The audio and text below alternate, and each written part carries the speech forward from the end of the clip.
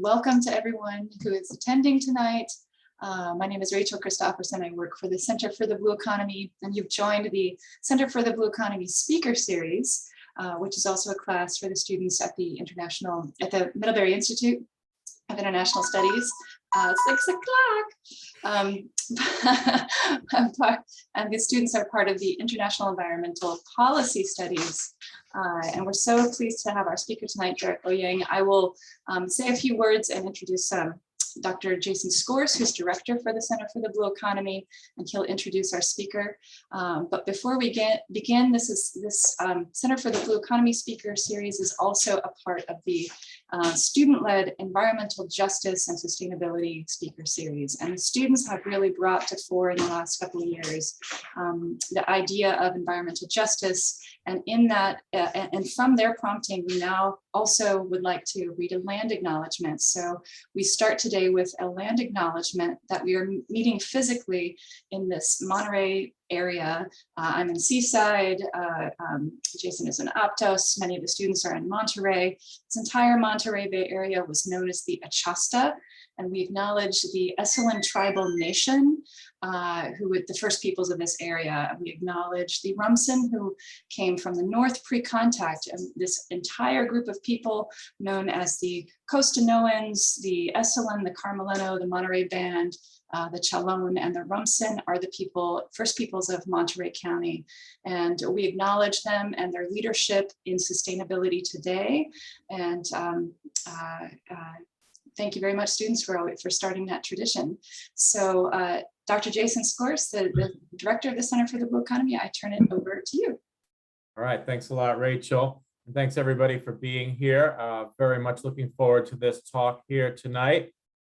We have Derek Ouyang, who's going to talk about, kind of the intersection of kind of community resilience and adaptation, and how to make this all work, right? And hopefully you'll have all the answers for us.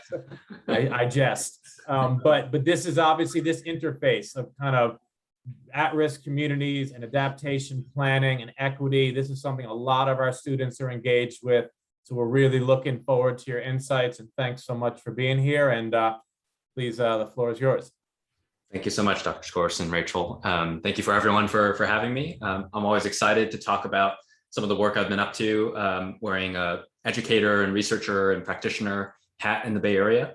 And this theme is very timely now. We just had a pretty large atmospheric river event in the Bay Area, and a lot of our community neighborhoods that we work with weren't hit particularly hard, but it's a good reminder of a lot of the resilience building work we've been working on over the last 4 years or so. I particularly enjoy talking about this work with students. By the way I look, you could probably tell I'm not that far out of having been a student myself. And I've got a somewhat interesting journey, which I always reflect on, because I think about still the role I have as teaching students on a regular basis as well. I have about 50 students in an introductory course this quarter. So I wanted to start these remarks since some of the students in the audience might be interested in just what that career trajectory looks like and how do you chart that path. And I can kind of describe roughly a kind of 4-year path from being an undergraduate and graduate student to then turning right back around and trying to develop what is now the Future Bay Initiative at Stanford. So I want to explain a little bit about what that felt like. And then we'll move on to this particular scientific body of work we've done, focused on the Bay Area, thinking about sea level rise and its kind of equity implications. And then we'll end chapter 3 with kind of what the next steps are of our project, because it's definitely ongoing, our relationships with local community-based organizations and governments. And it's an interesting example of how difficult this quote unquote co-production is. And I'll kind of expand on what I mean by co-production. So here's a photo from back in 2013. So I was just in my senior year at Stanford as an undergrad. My own degrees were in architecture and civil engineering. So I'd say I definitely planted myself in the sustainability field from day one at Stanford, but I was primarily thinking of all sustainability issues from a building performance perspective. And so I was very interested in concrete and steel kinds of next generation technologies, net zero building design. And one of the cool opportunities we had at Stanford was to participate in an international competition called the Solar Decathlon. And it was hosted by the Department of Energy. Had a few different countries participating. But the basic premise was, as a college, you get together with a bunch of your classmates and you design, engineer, build an entire 1,000 square foot net zero home.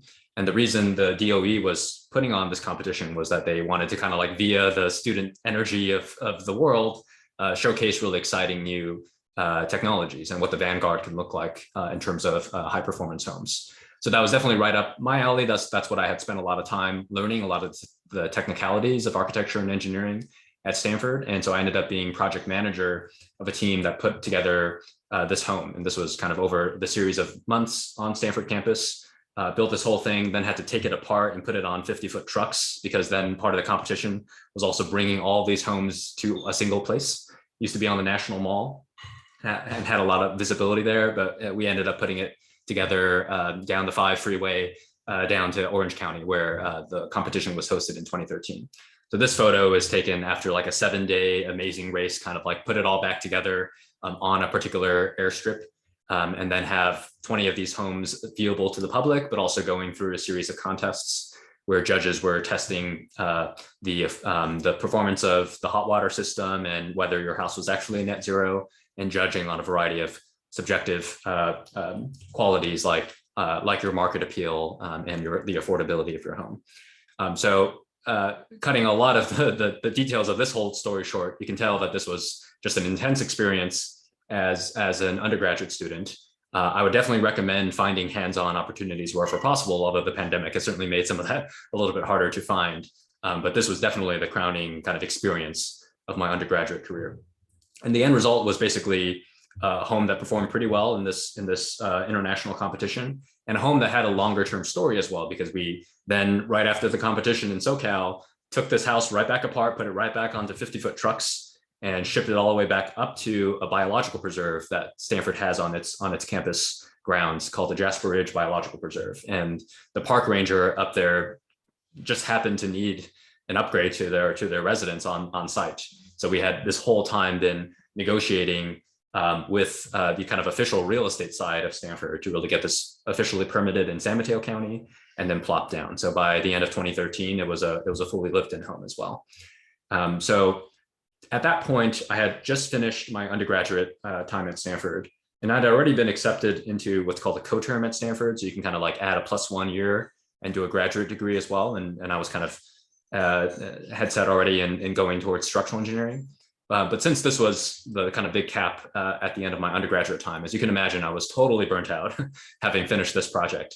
So I took advantage of the opportunity to just take a gap year. I was going to like have some difficulty getting exactly my schedule in the right order anyway.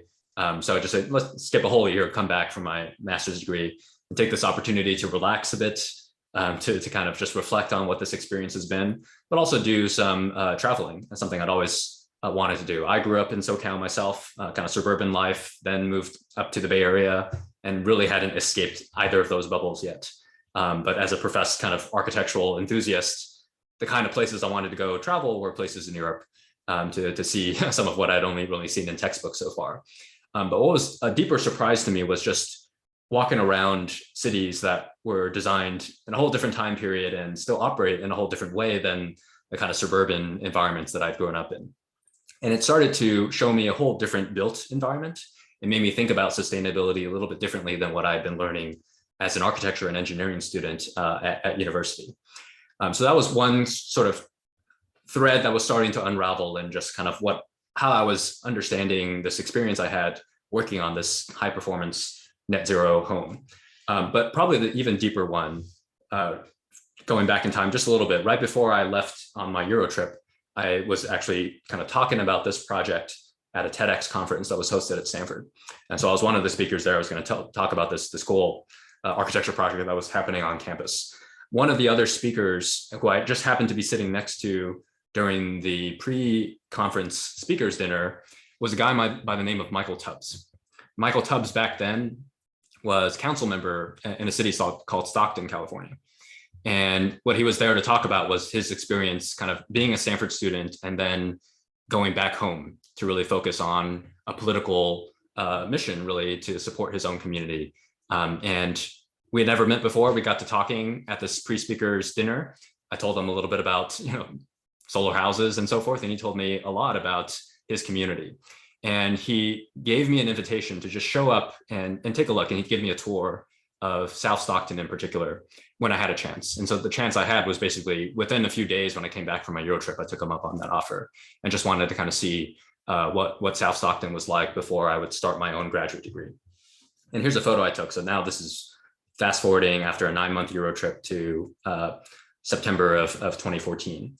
And we were touring a neighborhood that had been really affected by the foreclosure crisis. And Stockton had become a bankrupt city and had all kinds of other challenges in this particular neighborhood. This is the place that Michael Tubbs was council member for, and was getting a tour from some local community-based organizations who do a lot of work to try to get slumlords out of this neighborhood and revitalize some of these dilapidated structures. But this family had to leave just for foreclosure reasons. So I remember kind of taking this picture, but really it's just standing here and suddenly having a moment in which I was relating this structure, this particular house and household, to that solar house I'd spent a lot of time learning how to design and engineer at Stanford. And there was a huge cognitive disconnect, as you can imagine. But I think the way I ended up framing it to myself at this moment was, standing in front of this house and imagining the circumstances of this household's life and of this neighborhood, and having to really ask myself the question, okay, I just spent 4 years at Stanford learning really intense math, engineering, physics, you name it, design, and developing a lot of techniques for this home. But do any of the skills that I developed in that experience, would any of them have actually helped this household, who then had to leave for really social and economic reasons? And I kind of had to admit to myself that the answer was basically no. Like, I didn't feel like I would have the skill sets to have been in a position to support this family and the challenges they were going through, a year ago. And that's something that really sunk hard. So a combination of that, and also thinking back to my Euro trip and realizing that, there's something we had completely taken for granted as engineers, a very tech-minded kind of team that working on this house, which was, the DOE was in theory supporting sustainability efforts with this competition and got this whole collegiate enterprise underway. And none of us ever once during that 2-year cycle ever asked ourselves the question, why are we doing single family homes in this competition?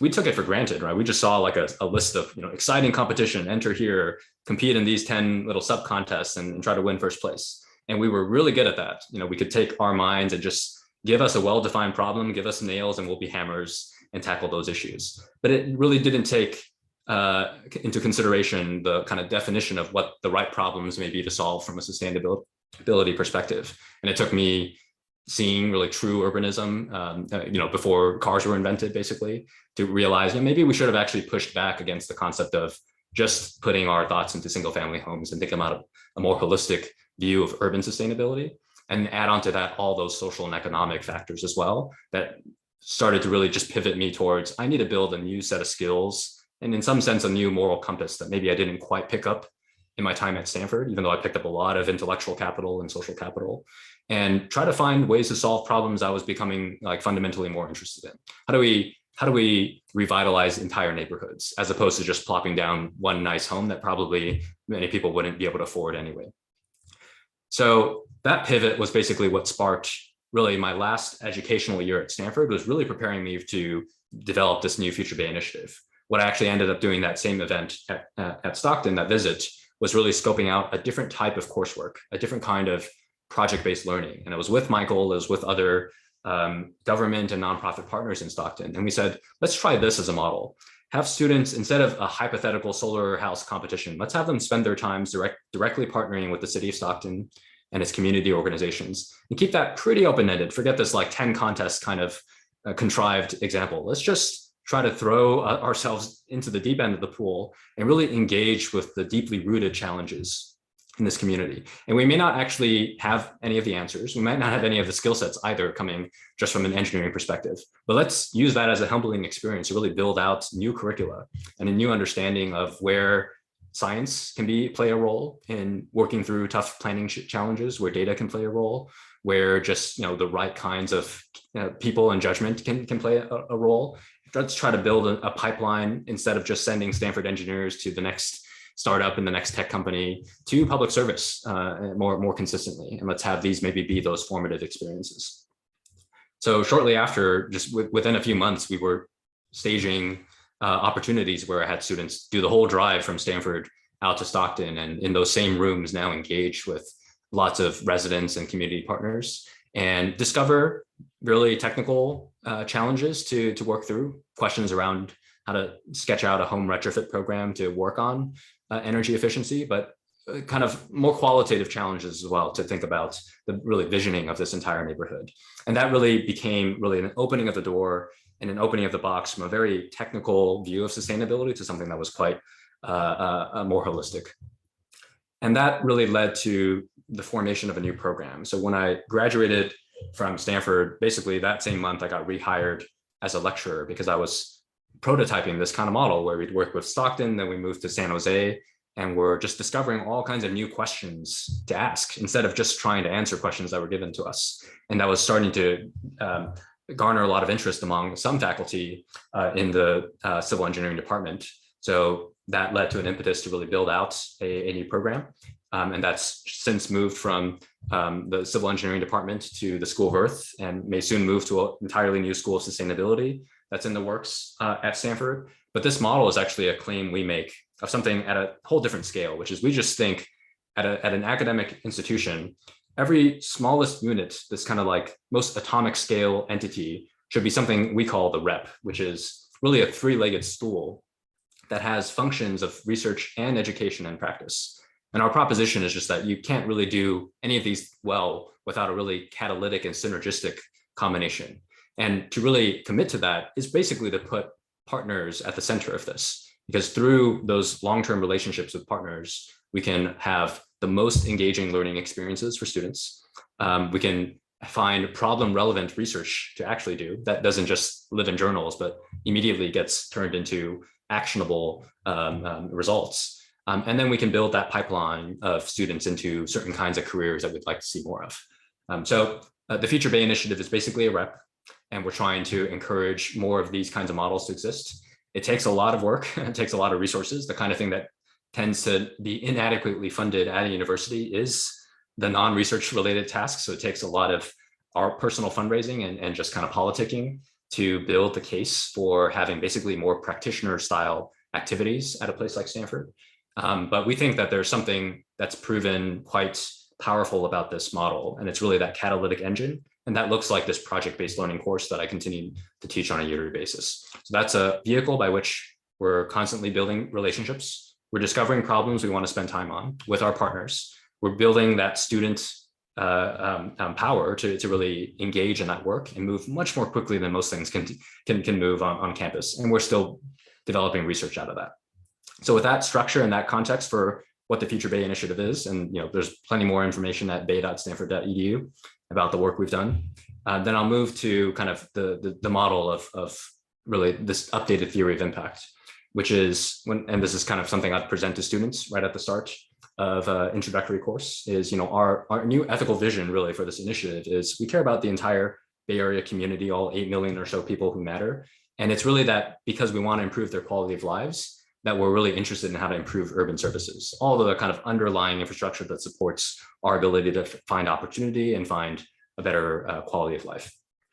We have to think about in and out migration.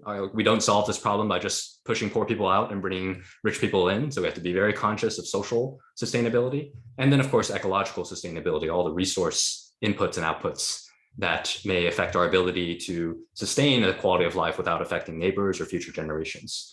And in this expansion of a notion of all the possible underlying services, we've gone far from just physical infrastructure, which an engineering department would traditionally think about. And we think about nature-based services. We think about the softer, more intangible kinds of institutions and regulations to build as well, which you can imagine turns this into a very multidisciplinary exercise.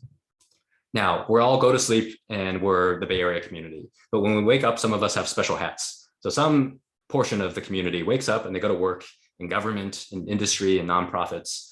And their direct goal is to shape that system, that urban system. This is not everybody. There are some people that particularly take on these high responsibility roles. So I'm kind of labeling them as people that are in quote unquote practice. There's another set of people who wake up in the morning and they put on a different hat, and that's a lot of us going to work in some kind of academic setting. You can be a student, you can be an instructor, you can be a researcher. But in some sense, we often think of academia as a little bit of a world apart from the real world. And that's just to say that we're often doing a long-term investment in students so that in the future they can be, potentially practitioners. Or there's this maybe ivory tower kind of position that academic institutions can take, where let's just sit in our libraries and read our books and write more books, but that's in some sense divorced from the real world. So we're, as you can tell, actively pushing against that. But we're interested in this relationship between these different hats that people can wear and the ability for all of us to kind of like take those out of the equation and say, we're all also just one Bay Area community. And how do we think about our deep responsibilities and obligations towards each other because of that?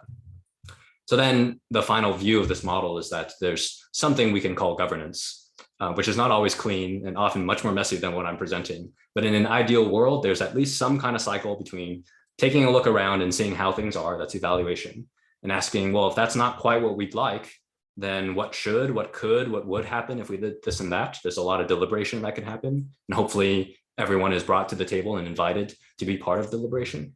Ultimately, some decision needs to be made. So there's some kind of politics that goes into what the final judgments are. And then there's the problem solving itself of how to actually make some kind of change to improve transportation or reduce climate risk, et cetera. And in a cycle, you would have tried some things, then reassess how are things going now, and then deliberate again, try some new things, reassess. And this would be a cycle of governance where the question is, how can practitioners, community members, academics all positively contribute to that cycle? And that's our view of what a future kind of Bay Area governance can look like, and something we're always working towards in tiny little pieces, of course, topic by topic. And so with that, imagine, what does climate mean here? It's thinking about the possible shocks and stresses to our urban system and the ways that we can build in resilience, whether that looks like physical infrastructure or institutional and regulatory and nature-based strategies. And always thinking about how do we build in data science into that evaluation, deliberation, judgment, and intervention cycle. All right. So let's move to chapter 2 now, changing the climate narrative, and I'll explain what I mean by that. Starting first by basically what we were presented with in our early stages of being was some of our local San Jose partners. I actually was inviting a city manager to speak on one of our own seminar series in January of 2017. And like the day before, he calls me and says, Derek, I'm sorry, I cannot speak tomorrow because there's this huge flood that just occurred in Coyote Creek, along neighborhoods of Coyote Creek. And I've been deputized as the emergency chief, and I just got to work on this. Obviously, I said that was fine for the seminar, but that really got us thinking more deeply about flood risk, something you can easily ignore for long stretches of time in a community until it hits. And this was a big one that shocked a lot of people. It was more riverine based, but that got us researching and finding that in 1998, there was a major event in East Palo Alto, and looking forward in time, there is this potential increasing exacerbated risk caused by human-caused climate change. Sea level rise is what that means, and along the bayfront of the Bay Area, particularly on the San Mateo and Santa Clara County sides, where Stanford straddles these two counties, we see particularly low-lying and flat areas, often having been developed as landfill developments, which then are going to be hit particularly hard by sea level rise without any infrastructure changes or anything happening at the international level. So as we're just building our kind of understanding of this problem and how to wrap our heads around it, we were looking at these kind of flood models that were created by other entities that we just came across these, and noticed that there could be this granular kind of analysis to better understand exactly what these different possible scenarios. These are combinations of future amounts of sea level rise and some sort of storm event that can happen in some future year. And some of these look pretty cataclysmic in terms of just how much water appears to be reflected as covering what are currently buildings and structures. And we wanted to get really into the details of that because the Future Bay Initiative, in the way we teach and a lot of our problem solving techniques end up being pretty in-depth data analysis. So we knew that we could take these kinds of flood maps with their probabilities associated and intersect them all the way down at the building footprint level, where nowadays this kind of analysis is way more accessible than even just a decade ago, and getting down to building footprints, knowing something about their building types and what kind of damage can be accrued at the building level. And we said, something we can build on in terms of the standard way we think about flood risk is to just do this kind of crazy data analysis. We kind of started at that stage, but this was often driven by governments asking exactly the same questions. wanting to develop sea level rise planning strategies and thinking about what actual risk do different communities and different assets in the built environment face. So we, in a tongue-in-cheek way, ended up in 2017 and 2018 developing something we called SURF, the Stanford Urban Risk Framework. And this builds mostly off of what the US Army Corps or FEMA would do to assess flood risk. And what we're often doing in this case is just kind of getting even more granular with our analysis. So the process kind of goes from collecting data about the hazard, kind of like those flood maps, collecting data about what's exposed, which can be those building footprints and information about construction costs and what kinds of uses those buildings have. Bringing in something called depth damage functions, which is one example of a notion of vulnerability, which is just you take anything and intersect a hazard with it. There's some characteristic that affects whether that building has more or less damage, right? A wood building would suffer more damage than a concrete building, exposed to exactly the same amount of flood. There's a social aspect of this as well. But what we can bring in is a lot of this historical information from past floods to get to a better estimate of the actual damage experienced at the building level.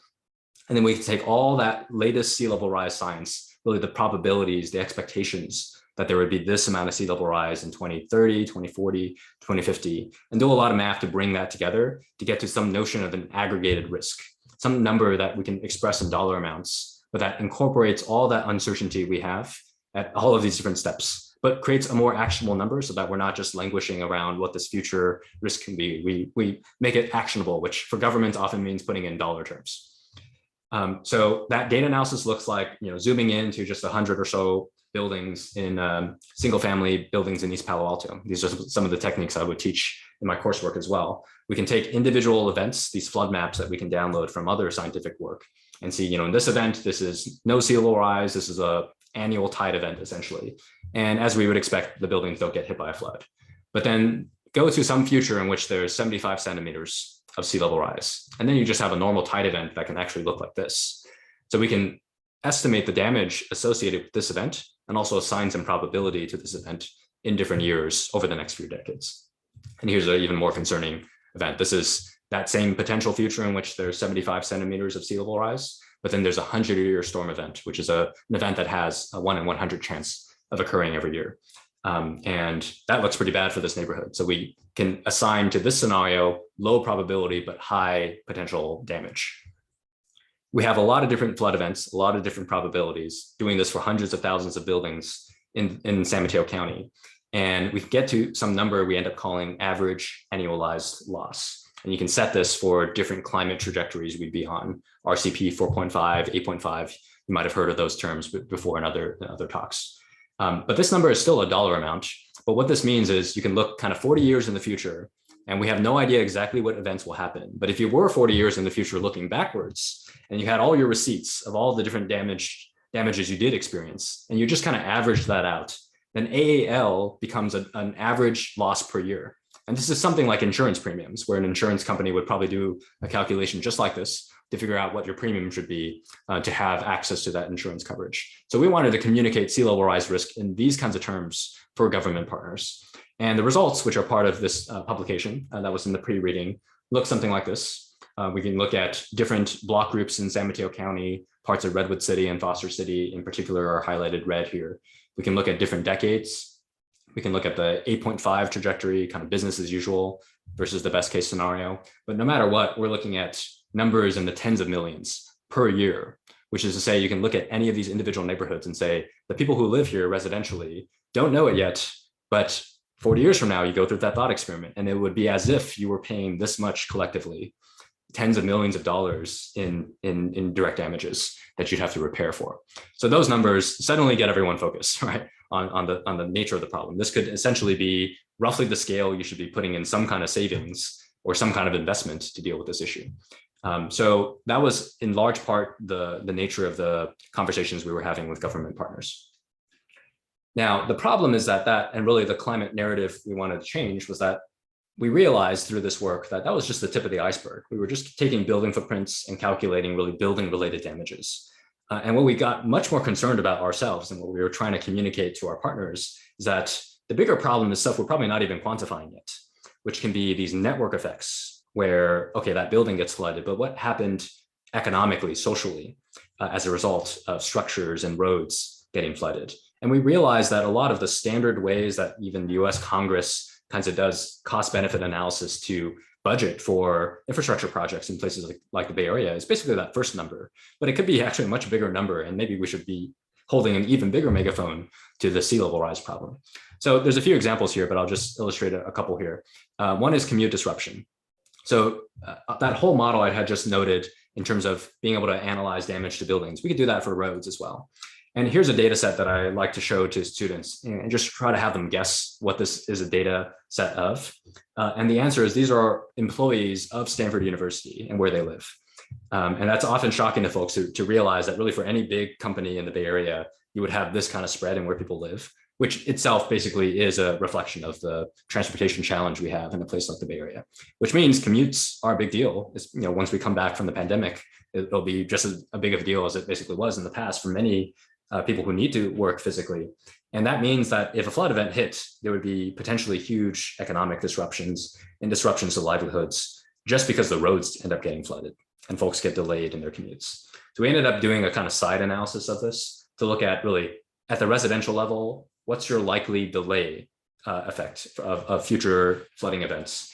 And we were surprised to find that even though most of the actual flooding happens in the south of the Bay Area, most of the commute delay happens in the north.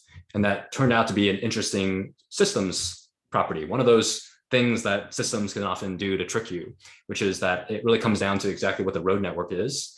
And the accumulation of delays is felt the most strongly by folks in the north who may be very, very far away from the Bay waters themselves.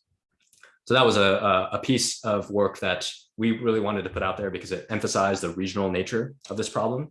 And folks that think they can opt out of caring about sea level rise might look at some of this and think about the effect on their constituents and realize that we're actually in some sense all in this together.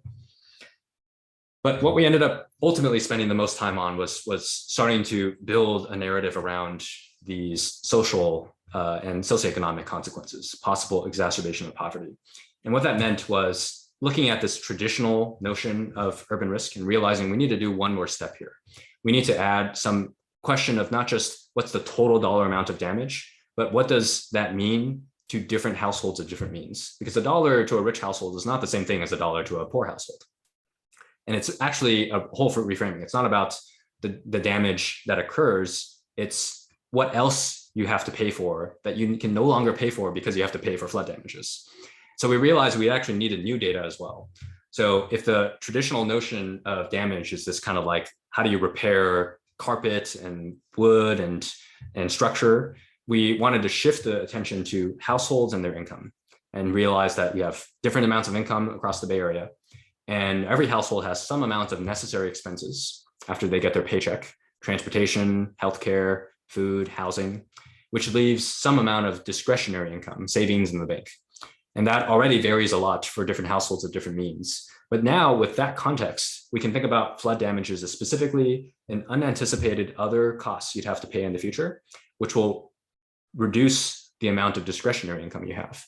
And that's also a dollar amount, but hopefully you recognize that we're talking about completely different results here, right? You could be talking just about the cost of damage, but to do this other work to get to a notion of what savings certain households would have after the fact is to have shifted the whole narrative.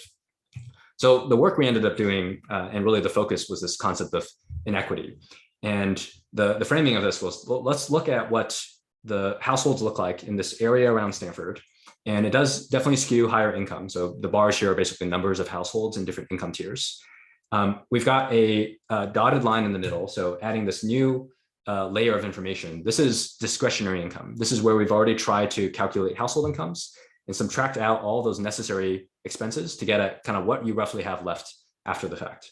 So there's a zero line through this. So parts of this black line that are above mean you've got actual savings left over, and entire sections of middle and lower class here have quote unquote negative discretionary income, which implies that you basically are not saving much. Like these might be households that are on some sort of assistance and welfare as well.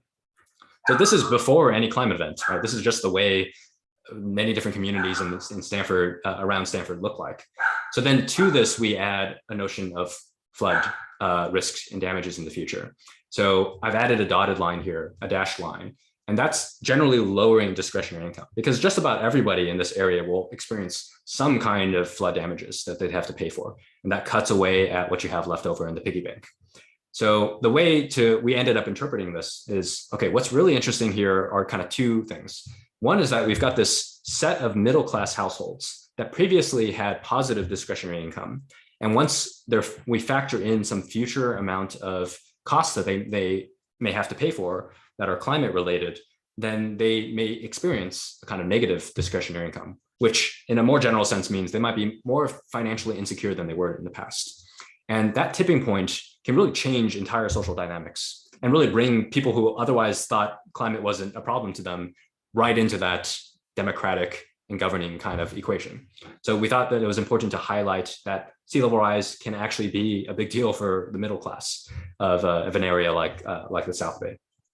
But of course, the other problem here is that folks that were already negative discretionary income, were already financially insecure, are only going to be further exacerbated, which seems to emphasize that the longer we wait to address these issues, then the greater pressure there is in terms of displacement or other kinds of social impacts. You're foregoing healthy food and childcare and education for your kid because of these new normals in terms of the costs of just keeping your buildings and your assets safe.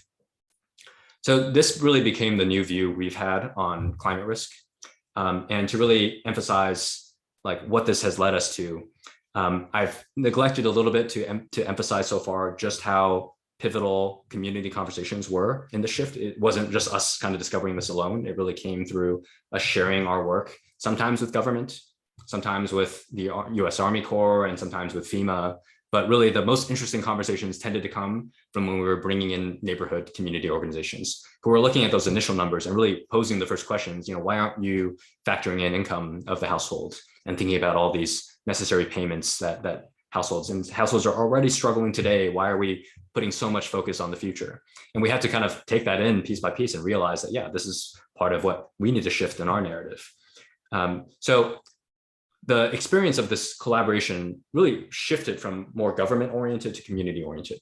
And part of that was with the support of the government entities themselves. The counties were basically encouraging us to engage with underserved communities that weren't attending the kind of government conferences that they wanted folks to attend. And they realized that Stanford students, Stanford educators could play a more connective role to bring many more people into this conversation. But really, that was the greatest blessing to us because we learned the most through these relationships.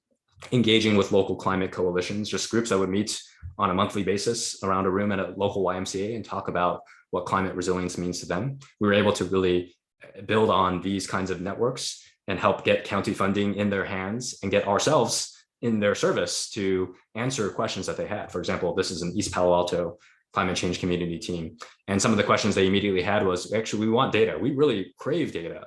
And for whatever reason, a lot of people assume that because we're just neighborhood organizations, we don't care about the quantitative. We only want to do qualitative. The first thing they wanted to do was do really rigorous surveys at the door-to-door level. And then they called me and said, we need some help really putting together the survey. So that looked like us building in, learning how to conduct surveys, how to design those questionnaires, testing them in specific events like local Cinco de Mayo fairs, and starting to really then build out a whole strategy to go door by door with local volunteers, a lot of high school volunteers, and build a lot of initial understanding that really drove this community coalition to many of its next steps. So really, we wouldn't have done this kind of work without having been guided by community partners. That also led us to just do a lot of side projects that were potentially just as important as everything else, building out some local youth educational curricula with some local organizations as well. And that exercises a whole different part of your brain and helped us really realize that many youth in these neighborhoods were basically living on couches and living in a roughly homeless sense. And realizing just how deeply rooted some of these social and economic challenges were. So every single one of these moments to just be humble and allow for blind spots to be revealed has really become a hallmark of the way we do work in the Future Bay Initiative. And then finding opportunities to just gain visibility to these organizations. So really getting the spotlight of local news organizations to allow a lot of these organizations to tell their own story. So you can see on the right, there was a KQED article, they're kind of like podcast pieces on this as well, that really emphasized that our experience was to start by listening.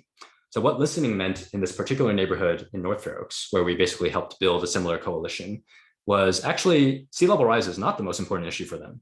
And the governments were assuming that and trying to put money in their hands to work on flooding related issues. But when they were allowed to just start to talk about and prioritize, they started to focus much more on heat and wildfires as much more pertinent and pressing climate experiences in their neighborhoods. That led to us completely pivoting as well and saying, okay, well, obviously we still need to work on flooding, but for this neighborhood and for this community, let's actually work on something like tree canopy to start, because that's where interest was and that's where political action and advocacy can happen first. So again, this ability to pivot, and pivoting basically meant that over the last year, we've put a lot of stuff on the shelf to focus on COVID response, which obviously mattered a lot for these neighborhoods as well.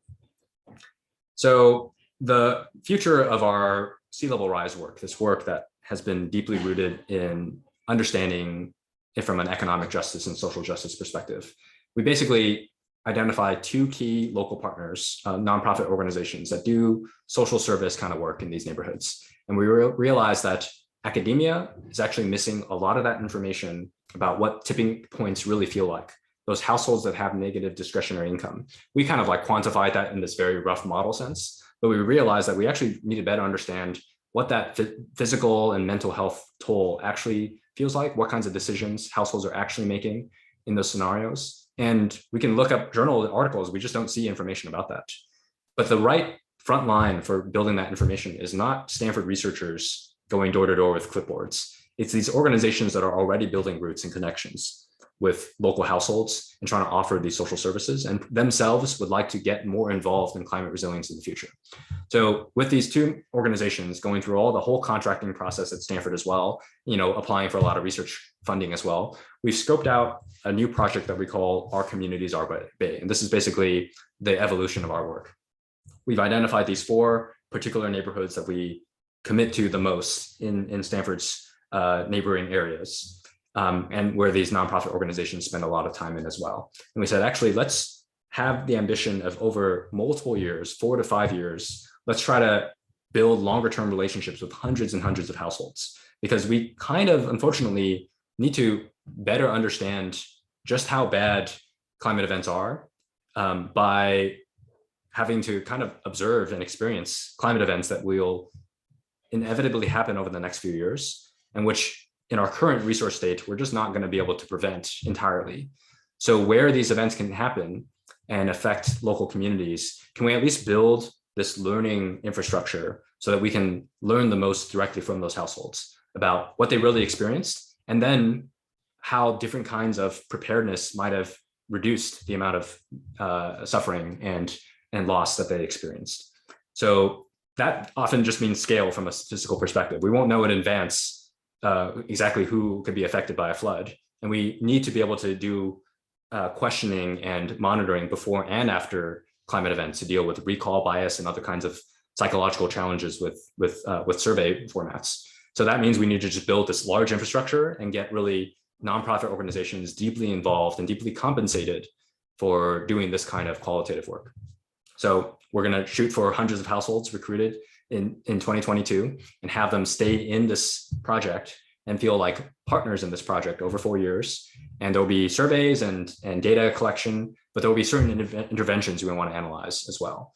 We want to understand how climate threats fundamentally affect the health outcomes of low-income residents in these neighborhoods, and then find out what kinds of individual level interventions, things that can basically happen at the household level, can actually improve resilience. And if we can find good examples of this, then we can put the megaphone up specifically for federal, state, local philanthropic dollars going to doing much, much more of this in the Bay Area, getting exactly those kinds of interventions and resources and services to households. So that can look like, for example, because we're incorporating not just floods, but air quality into this, that can look like just how effective are air purifiers and air sealing weather stripping services. And there's like the very technical view of this, but there's the social view of like, how do you actually implement programs that can get these in the hands of households and used consistently for some period of time? That's really where the gap in knowledge is from our perspective. So we're going to have these interventions as part of our study. We're also going to try kind of behavioral nudges through apps. We're going to have all of our participants have information about air quality and about flood risk, and see how different kinds of messaging, which in the future could be delivered through apps or through social services may affect preparedness efforts and awareness. And through that same app, this could be a way to get surveyed information on a regular basis. And then we're really training and helping empower our nonprofit partners to think about a lot of different data sources that traditionally may not be as available. Access to purple air sensors and giving these to all of those households. For some households, even having things like mattress sensors to get at a different notion of health. And even wearable monitors. So we're trying to really build out the set of tools that then all of our partners, all our stakeholders will have access to for asking these kinds of questions in the future. We're just about to do a pilot of this, to have about 30 households go through all of our kind of technical things we need to do here. How do we train? How do we recruit? How do we get these devices and these sensors and apps in the hands of households? And we're going to have to learn a lot there. And in a pilot, which is definitely a good idea to like try this before you go into the full study, we'll learn what needs to be revised about our research design here. And that itself is also guided by our nonprofit partners. So the timeline looks like, this will be a big part of what the Future Bay Initiative is working on over the next few years, in addition to many other projects we'll be spending time on. So to conclude, I just want to kind of take it to one last kind of philosophical note. So an encapsulation of kind of our view of this climate issue is there are not just flooding hazards, but there are landslides, earthquakes, droughts, fires and smoke, all kinds of hazards. And it may feel like each of these is a daunting exercise on their own of thinking through climate risk. But we think we hit on an underlying theme, which is that like no matter the hazard, there's this notion of inequity. And there tends to be the same kinds of marginalized communities. And that's often through that interface of income and means of living in a place like the Bay Area. So there can be these underlying things we can spend time focusing on that might have better bang for the buck when it comes to really tackling resilience at large. And something I always kind of think back to, and this is the kind of thing philosophically that keeps me up at night, which is to fundamentally link resilience and equity. So I've been defining, higher income or lower income households in a community. And that could be what I mean in this diagram by a more resilient or more vulnerable subset of the population. No matter what, we can't imagine that everyone's exactly equal. So there's always a way to describe a more resilient and a less resilient portion of the population. Cut that any number of ways under different metrics.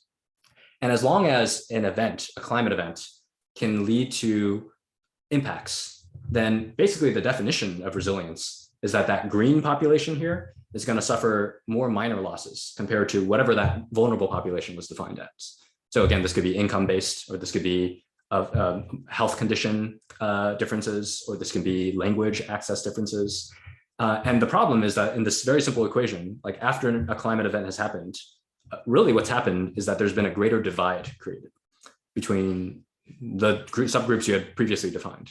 So just waiting and just letting climate events happen is just going to exacerbate inequity. And that should be, I think, the biggest reason to really act now and act quickly. Because the longer we wait, we're just going to make like other goals we have around social justice and environmental justice even harder to solve the longer we wait and the more we let climate events happen. But that also, I think, leads to a profound realization, which is maybe some of the best ways to deal with climate issues is just to solve inequity challenges today. If you switch to that framing, that can be, in a sense, building that resilience capacity for communities that need it the most, that want it the most. And that's really become our reframing, to kind of go from just levees and this kind of like physical infrastructure view of climate resilience to really addressing social inequalities today and having that be the best thing to invest in for the future. So with that, I'll leave some time for questions, comments, discussion, but happy to continue this conversation in the longer term for folks who are on the same journey as I've been over the last few years. Thank you very much. Hey, thanks, Derek. That was awesome. I really love how you kind of showed the arc of your career so to date. And being that you're quite young, it seems like you got a lot of, I can only imagine where it goes 10 years from now. So thanks so much. So let's just open it up to questions here. I think you can put it in the chat there, or if you just, Rachel, if you could unmute the people so they can. I think Peter has a question here.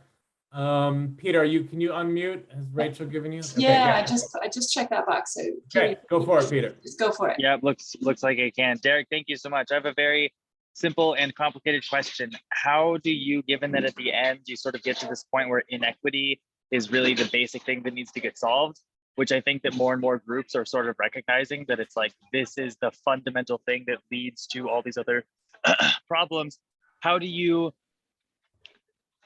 raise that with stakeholders that have been issue focused for long periods of time, where, you know, yeah, that is my question. Curious on any tactics or experiences you have on that. Yeah, so for the most part, when we're dealing with a governing entity, they're not devoid of the equity angle, but yeah, often it's like in a different department. So there's the agency that's tasked with mitigating flood risk, and then there's some other department under the health branch or under the Office of Sustainability that's really trying to bring that equity angle. I found that sometimes, like, we are the ones to broker those relationships and those conversations, and it can really just be through that trust building that's happened. And individual departments in their siloed view kind of didn't have the mandate to cross lines, but it could just take this kind of like external force of having this exciting new collaboration with an academic entity that suddenly brings people together. So whatever that dynamic is, I think that can be made to be more likely to happen by just investing a lot as an academic entity in building those relationships. And like my experience of that is definitely not like a really tried and true formula, but it just means I spend a lot of time like learning about different departments and getting to know elected officials and bureaucratic folks and community members. And then there's enough of a trust in the role we've played that people are welcoming to us trying to connect those dots. So that might seem like a minor piece, but I do feel like an organization, an academic organization needs to put investment into that kind of bridge building. And that's happened in a huge sense for COVID work as well, crossing departments around environmental health to epidemiologists to businesses to residents. So that'll be my short answer for now. Thank you. Awesome. I think Emily, you're up next. You have a question? Yeah, first, thank you so much, Derek. I really enjoyed hearing about your kind of journey through different aspects of sustainability and how it kind of evolved, and really great work with like the resiliency and resilient infrastructure. My question, I guess, is more where you see the Future Bay Initiative going in the future. Do you see it expanding into areas of like energy security and bringing in renewables or access, or what's the future vision? It's really exciting work. Yeah, so the pandemic experience has definitely given us a window into, in some sense, it's a different notion of resilience as well. And in some sense, a more urgent one. But there were lots of interesting cross-pollination. So for example, some of the work I haven't had the time to talk about today was what we were building for Santa Clara County were operational improvements so that they could do better language matching, just like, you know, calling people who had COVID, they were having this problem of like language differences. So we're building machine learning models so that they were more likely to bring bilingual speakers, contact tracers into conversations with folks who actually needed bilingual support. And that like immediately had effects in improving contact tracing for Santa Clara County. That can extend over to resilience in the future. Just any kind of emergency operation that needs that like right on the dime moment in which you need to actually effectively communicate with somebody who needs that support. Then I think we learned, we built the evidence base in a pandemic setting, and we're able to then cross domains to really pushing for that in the climate space. Another example of that would be, we really focus on this called this promotores model, which is have community health workers be the folks that are actually knocking on your door and offering free testing. We're trying to encourage you to do vaccine signups.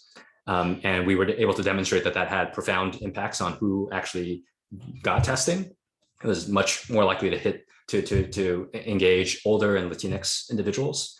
And that's basically exactly what we're then doing in this longer term project as well. So I think those are just examples of, we got really interested in this experience of crossing domains and kind of being able to leave a particular silo of work and learn something from a different one. So pandemics happen naturally there, but I think that will look like us moving often to different topic areas without ever letting go what we've done before, because it might kind of come back full circle and teach us something new that tends to be, I think, much more about the social dimension and the policy dimension of things.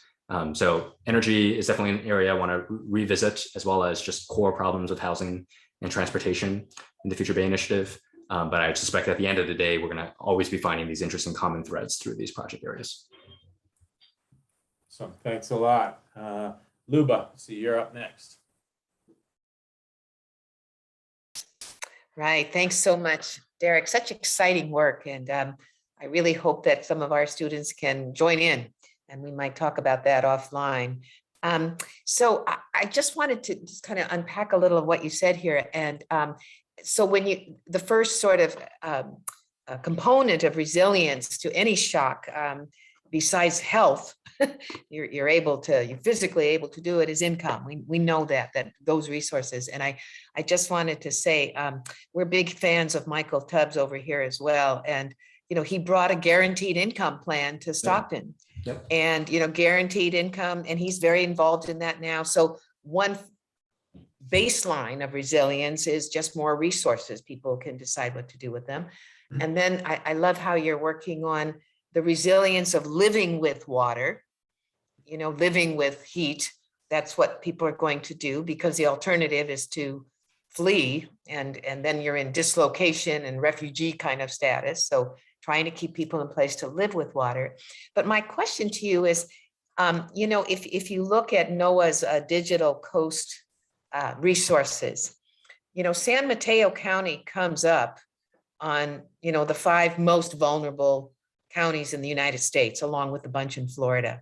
So this flood risk is very real. And there are a number of initiatives, as you well know, about protecting, with various plans for seawalls and nature-based solutions. And there's a big equity dimension there as well. And I'm wondering if what you think about that and how to address that, that there needs to be some protective infrastructure put in place as well. And oftentimes, if it's only monetary risk that's assessed, those walls protect the most rich properties. Yeah. So I'm just wondering how that whole conversation and is fitting into your view. Yeah. So first on guaranteed income, we're interested in seeing whether there can be a notion of a kind of quote unquote shock fund that gets developed either at the public scale or public-private, that is really meant to be dispersed emergency funds to cover those unanticipated costs for particular neighborhoods. And there are maybe some things like this, but especially when you've got communities that are not insured, and we really don't understand the full nature of these challenges yet, like the fungibility and the flexibility of whatever this is would be really paramount. And even just last week had some interesting conversations with folks in San Jose who are already perceiving of the value of these types of just cash cards that they can easily disperse, but they spent so much time going through the bureaucracy of just writing checks during the 2017 Coyote Creek floods, where it seems like there can even just be nice breakthroughs technologically and administratively that would make more of that viable. So we see those as possible, useful, low-hanging fruit to spend some time on. So we're going to be exploring shock funds, which are not too different than that basic concept. When it comes to the particular risk of San Mateo County, I think as far as, even though I've been trying to think about it different ways, I think it comes down to if these areas are going to continue to be lived in, it's going to require more resource no matter what. So the resource has to come from somewhere. And I think the worry is just that if you think about that purely as infrastructure and find some way to pay for and invest in capital infrastructure, then what you're ignoring or just letting inevitably happen is the churn of the real estate market to then allow only certain people to afford whatever investments those were and start to creep up on the pressure of what it takes to afford to live there. So if you just focus on the physical infrastructure, which can be something you definitely need to spend time on, but don't think about the safety net you build around that, then that's just going to produce the engine of displacement and gentrification as well. And those are forces we can totally anticipate. So I think the question is, in our mind, is can we envision a future in which the people who are living here now continue to live there? And that either looks like building up their means and finding ways to do wealth generation for the sort of most deeply rooted community members, or build enough of the regional social contract essentially to really think about equity in a progressive sense when it comes to actual policies, inclusionary housing, and different types of affordances for a diversity of incomes and classes and neighborhoods. And those seem like really tough political conversations. So I think we're just trying for now to focus on that most core ingredient of just how do you build that socioeconomic resilience in the most underserved communities now. And we're always discovering that it's challenging, but that there are more opportunities to do that than we would realize. And it comes through these strategic collaborations, really putting data and empowerment directly in the hands of folks that live in these communities. Great, thank you so much. We're right about at the 7 o'clock line, which is kind of where we figure, people go on and get their dinner and all that, and we don't want to take too much of your time, Derek. But that was really fascinating. It's just like how you dipped into your toes into so many waters there, and the kind of adaptability that's within your own thinking and your own organization that kind of mirrors the adaptation that these communities need to do. So really impressive stuff. And I look forward to Luba following up with you, because I know she teaches a kind of sustainable coastal management class, and there's just so much overlap. So I'm glad we crossed paths. Thank you so much for your time. And thanks everybody for being here. Thank you so much.